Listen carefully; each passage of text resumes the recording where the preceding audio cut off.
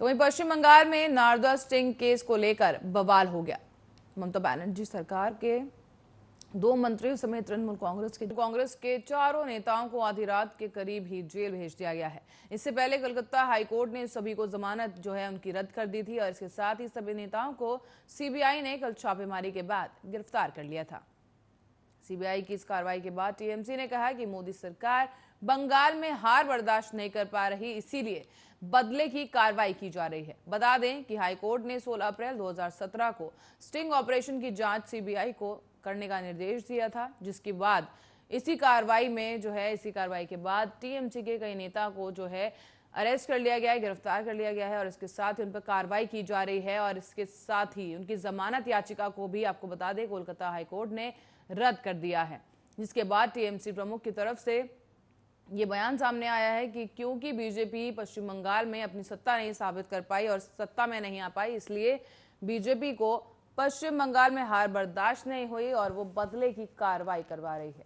बड़ी खबर इस वक्त की आपको दिखा रहे हैं, जहां पर पश्चिम बंगाल में इस वक्त काफी घमासान इस वक्त चल रहा है और इसी के साथ ही टीएमसी के कई नेता उन पर कार्रवाई की जा रही है, सीबीआई की जांच की जा रही है।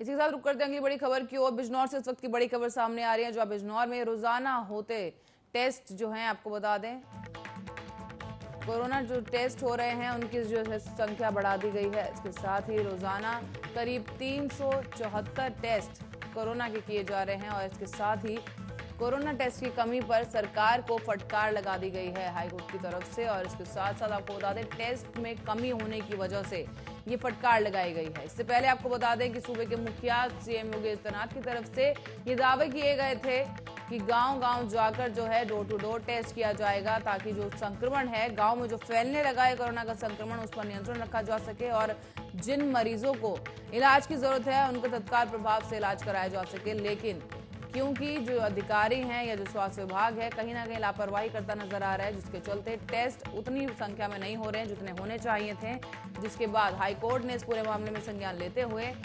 सरकार को जमकर फटकार लगाई है। आपको बता दें टेस्ट में कमी होने की वजह से फटकार लगाई गई है और वैक्सीन प्रक्रिया को तेज करने के लिए भी आदेश दे दिए गए हैं। मेरठ में पेशेंट गुम होने के मामले में नाराजगी भी जताई गई है। आपको बता दें हाईकोर्ट की तरफ से पूरे मामले में और स्वास्थ्य व्यवस्थाओं को लेकर जायजा लिया गया था, संज्ञान लिया गया इस पूरे मामले में।